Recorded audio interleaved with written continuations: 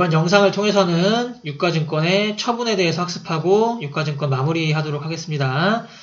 단기 매매 증권이나 매도 가능 증권은 취득 목적이 단기든 장기든이든지 간에 언젠가는 팔겠다는 거죠. 그래서 처분에 관한 문제가 많이 있습니다. 그런데 만기 보유 증권은 당연히 만기까지 보유한다는 기본적인 가정을 가져가는 거니까 처분보다는 만기 상환이랑도 관련이 있겠죠.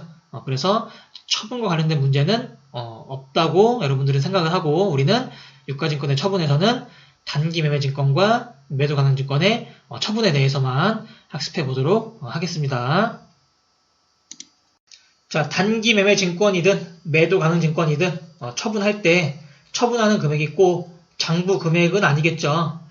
참고로 장부 금액이라는 것을 우리가 한번 생각을 해볼 건데, 내가 이걸 취득한 회계연도와 처분하는 회계연도가 같다. 예를 들어서 X1년에 사서 X1년에 판다. 그러면은 취득 원가가 장부 금액이겠죠. 결산 평가를 한 적이 없으니까. 그런데 X1년에 사서 X2년에 판다. 그럼 중간에 X1년 말에 결산 평가를 한번 했겠죠.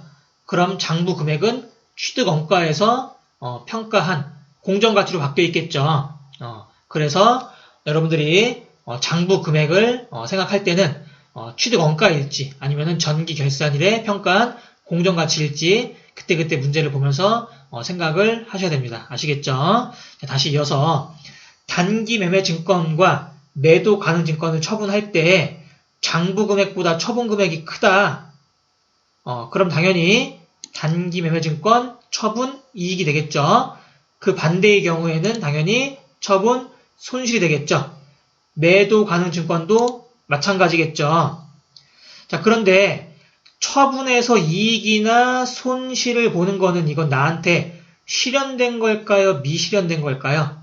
자, 처분은 진짜로 파는 거니까 나한테 실현된 거라고 볼 수가 있겠죠. 그래서 얘네 단기 매매 증권이나 매도 가능 증권의 처분 이익과 처분 손실은 모두 다 어디로 분류해도 괜찮을까요? 단기 손익으로 분류해도 상관이 없겠죠. 자, 평가와 다르게 처분은 모두 처분 이익 손실이 단기 손익에 반영이 되는 거니까 쉽게 이해를 해 주셨으면 좋겠습니다. 자, 그럼 지난 영상에서 했던 거랑 같이 정리한 거 보여드릴 테니까 이거는 꼭 구분하실 수 있어야 됩니다. 자, 단기 매매 증권의 평가 손익과 처분 손익은 모두 단기 손익이지만, 자, 여기가 조심해야 되죠. 매도 가능 증권의 평가 손익은 단기 손익이 아니라 자본이고, 매도 가능 증권의 처분 손익은 단기 손익에 해당한다. 라는 거 꼭 기억을 잘 해주셨으면 좋겠습니다. 자, 그럼 문제를 통해서 회계 처리 한번 보도록 할게요. 자, X1년 1월 1일에 총 100주를 하나에 만원씩 구입했습니다. 자, 총 금액은 100만원이고요. 자, 같은 해 4월 30일에 모두를 총 120만원에 처분했습니다. 자, 정리하면은 100만원 주고 사온 거 120에 처분한 거죠. 자, 그리고 모든 거래는 현금이라고 하겠습니다. 자, 먼저 단기 매매 증권이라고 가정하고 회계 처리 한번 해보겠습니다. 자, 케이스 1 여기서 자, 차변에는 현금 들어오겠죠. 팔았으니까. 자, 차변에 현금 120만원 들어오겠죠. 120에 팔았으니까. 자, 대변에는 단기 매매 증권 처분했으니까 나가야죠. 그런데 120에 판다고 120이 나가면 안 되죠. 왜? 이거는 얼마짜리니까? 100만원짜리니까. 그래서 나가는 단기 매매 증권은 얼마로? 100만원으로 기입을 해줘야겠죠. 그러면은 100만원짜리 120만원에 처분하고 있으니까 20만원만큼의 차익이 생기겠죠? 이거 뭐라고 해주면 될까요? 단기 매매 증권 처분 이익. 지금 돈 벌고 있는 거니까 수익의 발생으로 대변에 20만원 해주면 되겠죠. 어렵지 않으시죠? 자, 이번에는 매도 가능 증권이라고 가정하고 해볼게요. 마찬가지로 현금 120 들어올 거고요. 또 대변에 감소하는 자산은 매도 가능 증권이 무슨 금액으로? 장부 금액 100만원으로 가면서 마찬가지로 매도 가능 증권 처분 이익 수익으로 20만원 오면 되는 거죠. 계정 과목 다른 거 빼고 원리는 똑같다고 볼 수가 있겠죠. 자, 요거 어렵지 않게 하셔야 되는데 만약 헷갈린다. 반복적으로 들으시면서 꼭 복습을 하시고요. 바로 다음 문제 보도록 하겠습니다. 자, 비슷해 보이지만 이번 문제는 취득에서 처분 사이에 중간에 결산이 한 번 있네요. 자, 그럼 처분 시점의 장부 금액은 취득 원가가 아니라 전기 결산일의 공정가치로 바뀌어 있겠죠. 그것만 조심하면 되겠죠. 자, 그래서 먼저 단기 매매 증권이라고 가정하고 해보겠습니다.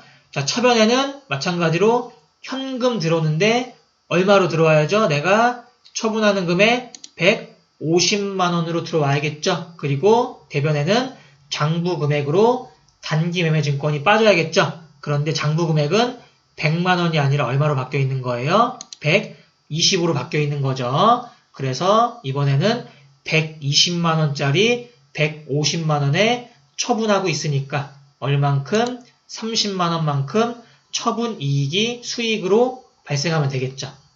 자, 이번 케이스에서는 중간에 장부 금액이 정기 결산일의 공정가치로 바뀌어 있다는 것만 조심하면서 풀면은 크게 어려운 건 없을 거라고 생각을 합니다. 자, 이어서 매도 가능 증권이라고 해보고 회계 처리 한번 해볼게요. 일단 매도 가능 증권은 전기 말에 어떤 회계 처리가 있었나 한번 해보겠습니다. 자, 100만 원 주고 산 거 기말 결산 공정가치가 120만 원 됐으니까 20만 원만큼 평가 이익 인식하는 회계 처리가 있었겠죠. 그래서 처변에는 매도 가능 증권 20만 원, 대변에는 매도 가능 증권 평가 이익 20만 원이라는 회계 처리가 있었을 겁니다. 이거는 지난 시간에 한 거죠. 지난 영상에서. 자, 그런데 자, 대변에 있는 매도 가능 증권 평가 이익은 당기 손익, 즉 수익이 아니라 자본이었다는 거 기억하시죠? 자, 일단 처분 한번 해볼게요. 이제 자, 처변에는 현금 150 들어오겠죠. 그리고 매도 가능 증권 처분되는데 얼마짜리가? 100만 원짜리가 아니라 120만 원짜리 처분되고 있는 거니까 대변에 매도 가능 증권 120만 원이 오겠죠. 자, 여기까지는 단기 매매 증권이랑 같은데 지금부터는 잘 들으셔야 됩니다. 매도 가능 증권 평가 이익은 자본이라서 전기 결산일을 마감했을 때 없어졌을까요? 차기로 이월됐을까요? 당연히 차기로 이월, 즉 이번 기로 이월됐겠죠. 그럼 매도 가능 증권을 처분하는 지금 이 시점에도 얘는 남아 있겠죠. 근데 매도 가능 증권이 없어지면 얘도 어떻게 돼야 될까? 당연히 같이 없어져야겠죠. 그래서 처분 손익을 인식하기 전에 일단 남아있는 매도 가능 증권 평가 이익을 소멸시켜줘야 됩니다. 차변으로. 이렇게. 그리고 나서 처분 손익을 인식하는 거죠. 자, 그러면은 차변 합계가 170만 원이니까 처분 손익은 처분 이익으로 얼마가 와야 되죠? 대변에 50만 원 이렇게 와야 되는 거예요. 자, 조금 많이 헷갈리겠지만 여러분들 매도 가능 증권 처분할 때는 평가 이익 또는 평가 손실이 남아있으면 안 되니까 걔네부터 없애고 나서 처분 손익을 인식해야 된다는 얘기죠. 자, 그럼 매도 가능 증권 처분 시 유의사항에 대해서 한번 살펴볼게요.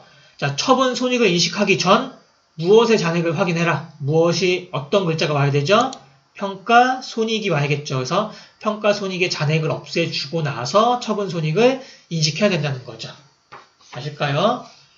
자, 그러면은 매도 가능 증권 처분 예제 한 개만 더 풀고 마무리 해보도록 할게요. 자, X 1년 1월 1일에 취득했네요. 자, 취득 원가는 이제 각자 빨리 계산해 보셔야 됩니다. 보니까 100만 원에 취득해서 결산일에 80에 평가하고 그 다음 연도에 90만 원에 모두 처분한 거래입니다. 자, 바로 한번 처분하는 거 해보겠습니다. 내가 지금 처분하면서 현금은 얼마에 받고 있어야겠죠? 지금 100주를 9,000원 처분하고 있으니까 90만 원 받아야겠죠. 그래서 차변에 현금 90만 원 들어오고 자, 매도 가능 증권 처분하고 있으니까 대변에 빠져야겠죠. 근데 빠지는 금액은 장부 금액인데 만원, 하나에 만원으로 빠져야 돼요? 8,000원으로 빠져야 돼요? 전기말에 한번 평가했으니까 이 금액으로 빠져야겠죠. 그래서 대변에는 매도 가능 증권이 80만 원이 없어져야겠죠. 그러면은 80만 원짜리 90에 처분한 거니까 10만 원 이익이네가 아니죠. 왜? 매도 가능 증권에 평가 손익이 있는지 없는지부터 한번 확인해 봐야겠죠. 자, 그래서 전기말에 어떤 분리가 있으나 생각해 보니까 100만원에 산 거 80에 평가했으니까 20만원만큼 평가 손실을 인식했었겠죠. 그리고 걔는 자본이니까 이번 기로 넘어왔을 거고, 즉 이거 처분하는 이 시점에도 매도 가능증권 평가 손실 20만원이 나한테 있을 거란 얘기예요. 어느 변에? 손실이니까 차변에 있겠죠. 이거 어떻게 해야 될까요? 대변으로 보내서 없애야겠죠. 그래서 대변에 매도 가능증권 평가 손실 20만원 없애고 나서 이제 금액을 손해인지 이익인지로 맞춰야 되는 거죠. 그래서 지금 차변에 10만원 비니까 처분 손실이 와야겠죠. 그래서 차변에 매도 가능증권 처분 손실 10만원 이렇게 해서 분계 완성해 주시면 되는 겁니다. 자, 아시겠죠? 자, 이렇게 해서 우리 유가증권의 처분 관련된 내용도 마무리되었습니다. 그래서 우리는 취득, 평가, 처분까지 일단 다 한 거니까 꾸준히 복습하시면서 과제 제출 기한 잘 살펴보시면서 모두 기한 내에 내실 수 있도록 당부 드리겠습니다. 자, 수고하셨습니다.